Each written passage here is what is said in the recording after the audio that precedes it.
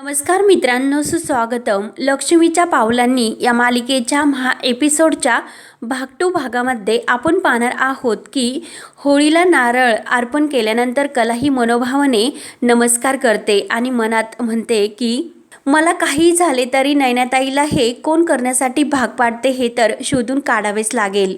त्याशिवाय मला मी आणि माझे घरचे निर्दोष आहे हे सिद्ध करता येणार नाही आणि नयनाताईला जर कोणी फसवत असेल तिला मी सोडणार नाही आणि देवा त्यासाठी मला बळ दे म्हणून मनोभावाने ती होळीला नमस्कार करते.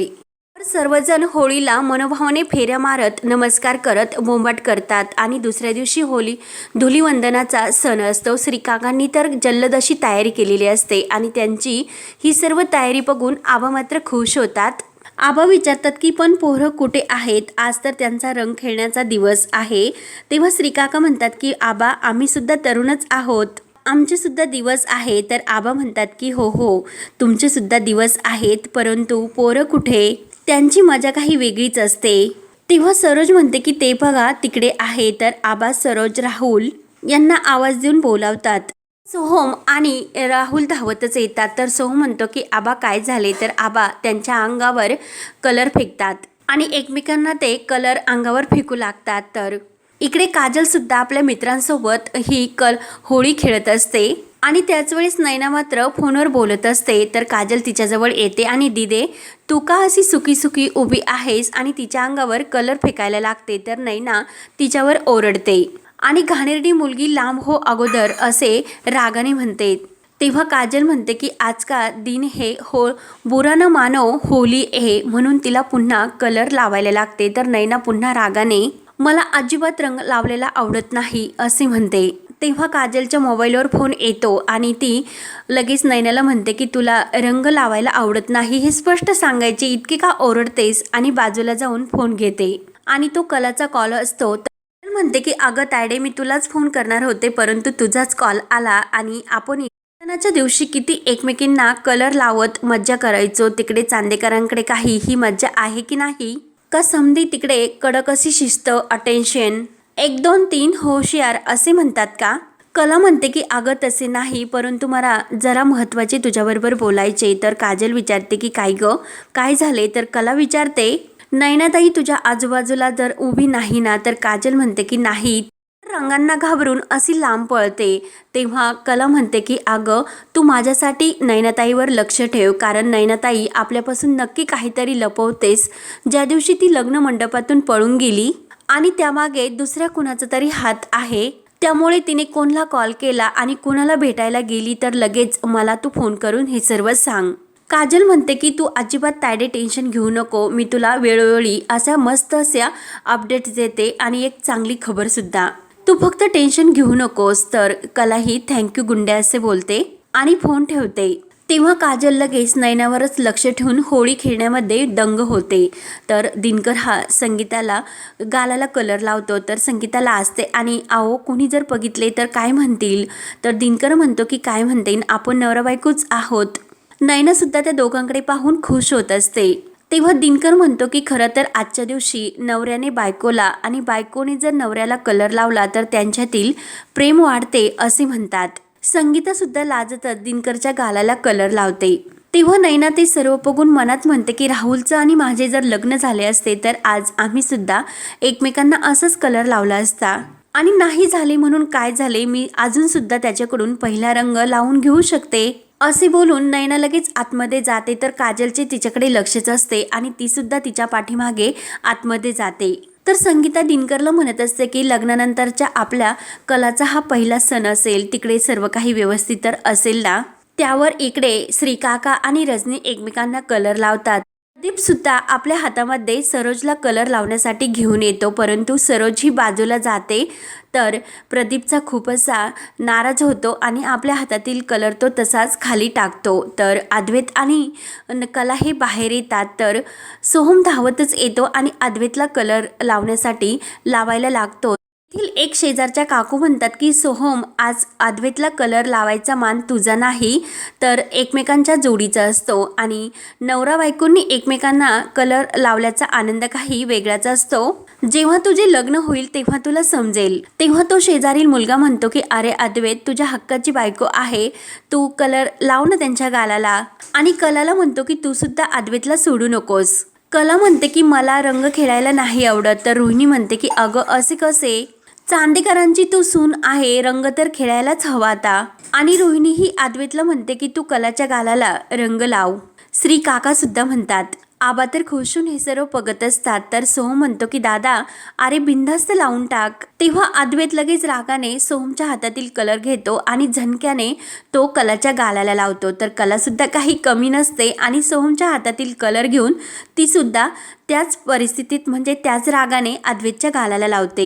आबा लगेच म्हणतात की काय रे सोहम, यंदा बाजारात कलर काही कमी आलेत का, की आपण कमी मागवले. तर सोहम विचारतो की काय झाले आबा. तर आबा म्हणतात कारण ही दोघी जण एकमेकांना बोटानेच फक्त कलर लावतात आणि पोरांनो धुरडीचा कलर असा उधळून फेकतात.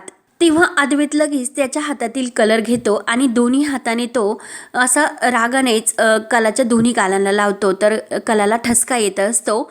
तेव्हा कलासुद्धा रागाने अद्वैतकडे बघत सोहमच्या हातातील कलर घ्यायला लागते.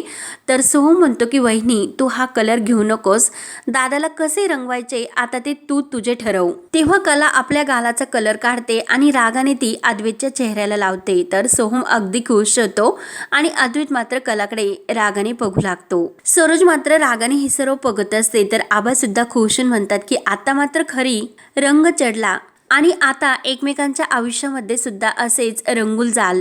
रोहिणी मात्र ही सरोजकडे खुशून बघते आणि सरोज वहिनी, इथून पुढे तुझ्या प्रत्येक आनंदाचा रंग हा बेरंग होणार.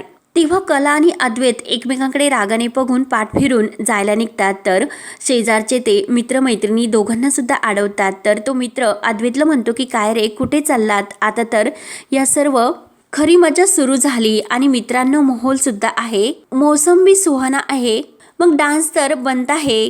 तेव्हा अद्वैत विचारतो की काय, कसला डान्स वगैरे काही नाही. सोहम म्हणतो की दादा आज काही नाही, डान्स तर तुला करावेच लागेल. तर अद्वैत म्हणतो की सोहम तू गप्प बस.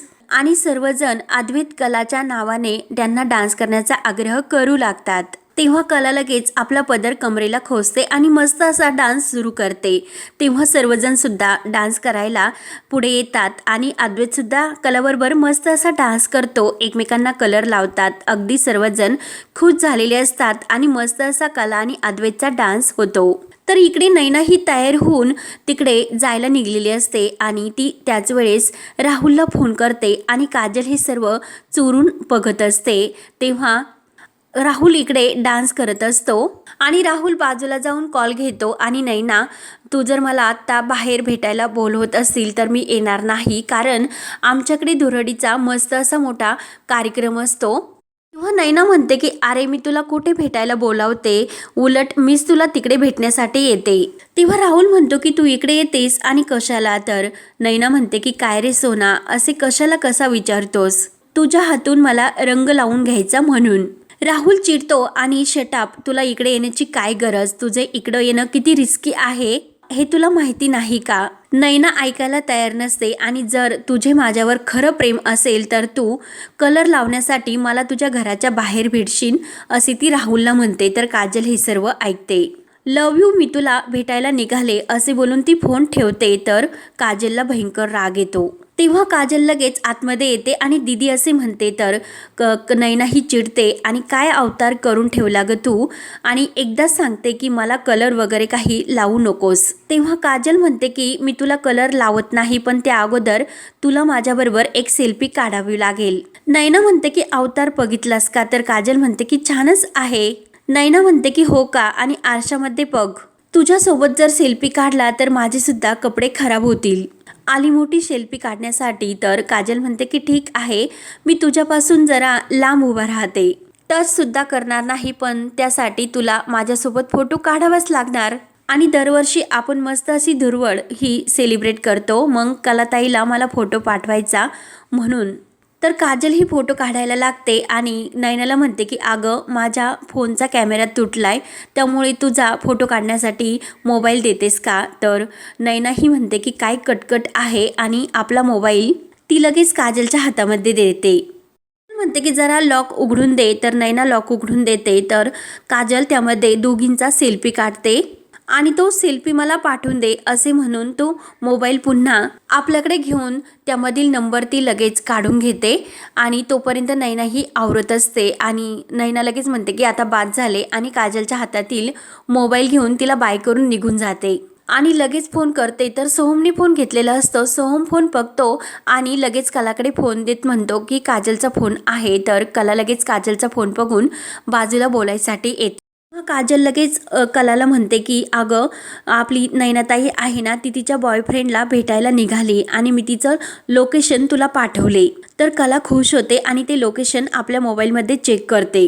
राहुल तर टेन्शनमध्येच आलेला असतो, कारण त्याला असे वाटत असते की नयना इकडे बोलली म्हणजे येणारच आणि ती जर इकडे आली तर मोठा प्रॉब्लेम होईल. आणि त्यात राहुलच्या मोबाईलवर नयनाचा कॉल येतो. नयनाचा कॉल बघून राहुल तर चिडतोच आणि या मुलीला काही सेन्स वगैरे आहे की नाही, कितीकदा कॉल करत असते. म्हणून राहुल लगेच बाहेर नयनाला भेटण्यासाठी जातो. तर इकडे कलाच्या सर्व काही लक्षात येते आणि ती लगेच अद्वैतच्या हाताला धरते.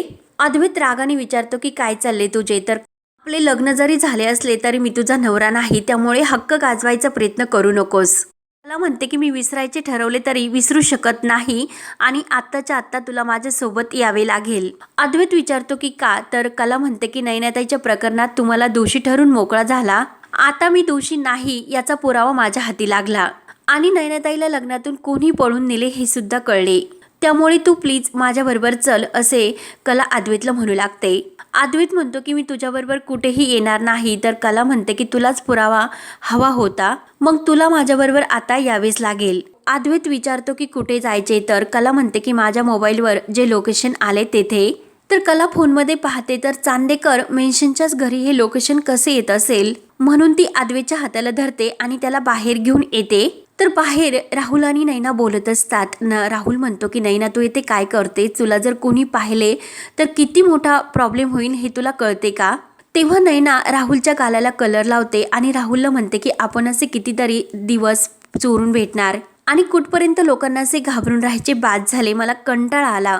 आणि तो कलर राहुलकडे देत ती राहुलला म्हणते की तू सुद्धा माझ्या गालाला कलर लाव. तर राहुल नयनाच्या गालाला कलर लावतो.